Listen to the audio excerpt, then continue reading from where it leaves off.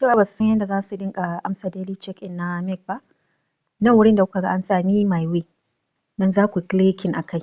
In kun shiga zai kawo ku nan, za ku taɓa wurin on-chain check-in. So ba wani abu za ku nema ku tafi wani wajen sai kun jira wani ya ba ku ansa ba, no. Wannan rubutun da yake sama, ga shi nan, Me My Way, enhance happiness for a better life, maintain ecological balance to promote sustainability. Su kansu in kun duba suka ce, please fill in according to the slogan above. So abin da za ku yi nan da aka sa muku wurin nan yayi fari, a nan za ku yi rubuta ansan.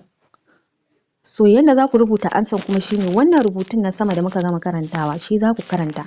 Sai ku ga menene yayi missing a wajen. Enhance happiness for a better life. So wannan maintain ɗin shine babu a wajen. Tunda kun ga gashi an sa ecological balance to promote. So sai mu rubuta wannan maintain ɗin. Idan kuka rubuta maintain ɗin, kuna yin back da wayanku zai fita, sai kun ƙara dawowa.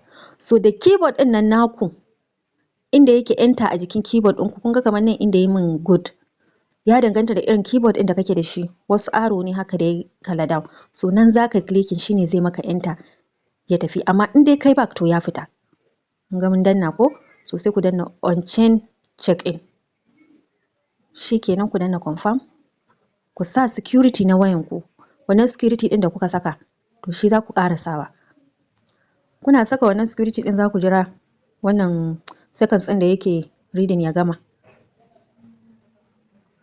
So da ya gama wannan reading ɗin shi kenan gashi nan congratulations check-in successful. Shi kenan ya gama sai gobe kuma ku dawo. Abin ba wahala bane ba, fatan an gane.